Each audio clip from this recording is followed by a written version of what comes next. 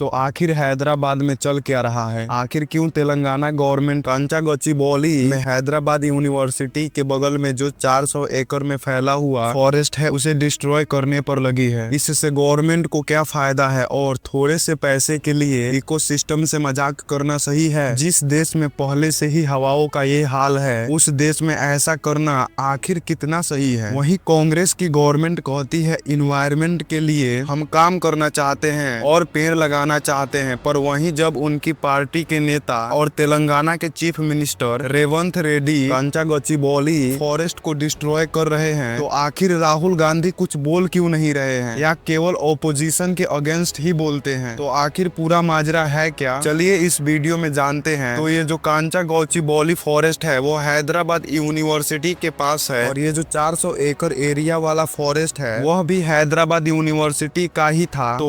1974 में central government लगभग 2300 एकड़ एरिया हैदराबाद यूनिवर्सिटी को दी थी और साल 2003 और 4 में स्टेट गवर्नमेंट और यूनिवर्सिटी के बीच इस 400 एकड़ एरिया से रिलेटेड एक समझौता हुआ। वो किसी को नहीं पता कि समझौते में क्या हुआ, बट अब गवर्नमेंट का कहना है कि जो ये 400 एकड़ एरिया है वो उस समझौते से गवर्नमेंट की हो गई है। इसके बदले यूनिवर्सिटी को गोपनपल्ली में 357 एकड़ जमीन दी गई थी और 2004 में आंध्र प्रदेश के गवर्नमेंट ने इस जमीन को आईएमजी एकेडमीज को अलॉट करा दी थी, बट वो लोग इस जमीन पर अपना काम शुरू नहीं कर रहे थे। तो गवर्नमेंट ने बाद में वो डील कैंसिल कर दिया और तेलंगाना स्टेट बनने के बाद यह जमीन तेलंगाना इंडस्ट्रियल इंफ्रास्ट्रक्चर कॉरपोरेशन को गवर्नमेंट ने दे दिया और कॉरपोरेशन ने मार्च में इस एरिया का डेवलपमेंट का प्लान शुरू किया था, जिसके बाद 30 मार्च को बुलडोजर्स से पेड़ काटने पहुंच गए और जब यह मामला सुप्रीम कोर्ट के पास पहुंचा तो सुप्रीम कोर्ट ने पेड़ों को काटने पर रोक लगा दिया। बट यह फॉरेस्ट को डिस्ट्रॉय करके आखिर गवर्नमेंट को मिलेगा क्या? तो यह पूरे 400 एकड़ में फैला हुआ यह फॉरेस्ट घिरा है 2 पर्नियल और 3 सीजनल लेक्स से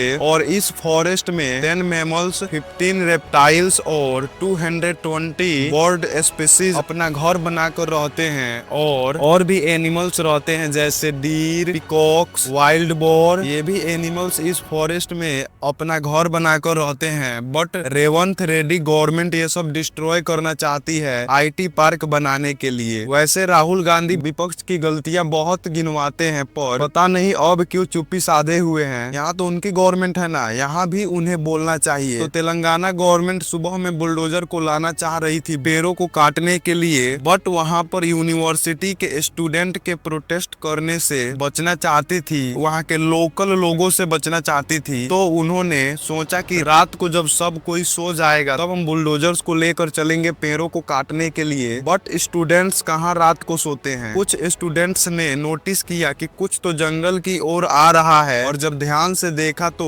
सबके सब बुलडोजर्स थे और उन्होंने पेड़ काटना शुरू कर दिया था। और एक वीडियो भी बहुत ज्यादा वायरल हो रहा है जिसमें उस जंगल में रहने वाले सभी जानवर रो रहे हैं। आखिर इंसान इतना ज्यादा पत्थर दिल कैसे हो सकता है जो कुछ पैसों के लिए उन बेजुबान जानवरों के आंसू ना देख सके। उसके बाद यूनिवर्सिटी के लगभग पूरे स्टूडेंट्स चले गए इस डिस्ट्रक्शन को रोकने के लिए और वो लोग भी नॉर्मल लोग थे नहीं, वो भी पावरफुल लोग थे, गवर्नमेंट के आदमी थे। तो उन्होंने पुलिस को बुला लिया और पुलिस वालों ने लाठी चार्ज करना शुरू कर दिया और लगभग 56 स्टूडेंट्स को गिरफ्तार भी कर लिया, बट बाद में उन्हें छोड़ दिया। और वहीं दूसरी तरफ रेवंत रेड्डी का कहना है कि यह आईटी पार्क बनने से 50,000 करोड़ का इन्वेस्टमेंट आएगा, 500 से अधिक जॉब मिलेगा। तो अगर आईटी पार्क बनाना ही है तो दूसरे जगह पर बना लो, उस फॉरेस्ट को क्यों बर्बाद कर रहे हो? जिस देश में हवाओं की हालत ये है उसके बाद भी ऐसा कर रहे हैं, थोड़ा सा तो अपनी बुद्धि का यूज करो। और लोग इसके बारे में बात भी नहीं कर रहे हैं क्योंकि लोगों ने यहाँ पर एक परसेप्शन बना लिया है कि जितनी भी गलत काम करेगी वह बीजेपी गवर्नमेंट ही करेगी, दूसरी कोई भी पार्टी नहीं करेगी। यह फॉरेस्ट पूरा डिस्ट्रॉय करने के बाद हैदराबाद का हालत क्या होगा यह नहीं सोचा रेवंत रेड्डी गवर्नमेंट ने। केवल पैसे मिल रहे हैं इतना ही सोचा, जहाँ पर हमें और ज्यादा पेड़ लगाना चाहिए वहाँ पर ये लोग और पेड़ काट रहे हैं। जब जानवर किसी शहर में आकर थोड़ा सा अटैक करते हैं तो हम लोग कहते हैं ये जानवरों ने तो आतंक मचा रखा है, पर वहीं जो इंसानों ने इतने सालों से जंगल में आतंक मचा रखा है उसका क्या? यहाँ पर तो तेलंगाना गवर्नमेंट कह बह रही है, जितने भी लोग प्रोटेस्ट कर रहे हैं वह लोग खुद जेल में जाएंगे। वाह रे सोच। तो मैं बस इतना ही कहूंगा, इन्वायरमेंट से मजाक मत करो, वरना उसने मजाक किया तो हम कहीं के नहीं रहेंगे। और सोचने वाली बात यह है कि तेलंगाना गवर्नमेंट को आखिर इतने ज्यादा पैसे की जरूरत क्यों है। तो इलेक्शन के टाइम पर जो जो मुंह में आया वह वादा कर दिया पब्लिक से, अब उसे पूरा करने के लिए तो पैसे चाहिए ना। उसके लिए ही तेलंगाना गवर्नमेंट ये सब कर रही है। कोई अडानी से जंगल बेच रहा है, तो कोई IT पार्क बना रहा है जंगल को काट कर। उसके बाद कह रहे हैं हवाओं में पोल्यूशन तो पंजाब हरियाणा में हो रहे स्टबल बर्निंग से आ रहा है। हम लोग गधे हैं, हम लोगों को समझ नहीं आता है। इनसे जोक पे केस चलवा लो, कोई गीत गा दे तो उसको मारने की धमकी दिलवा दो, कोई मीम बना दे तो उसको जेल करवा दो। बेरोजगारी बढ़ रही है उससे मतलब नहीं है, पैसे का रेट गिर रहा है उससे भी मतलब नहीं है। किसी पुलिस ऑफिसर को होली के दिन नचवा दो, वाह रे मेरे देश के पॉलिटिशियंस। उसके बाद कहते हैं हम विश्व गुरु बनने के राह पर है, सपने में हम विश्व गुरु बनने के राह पर है।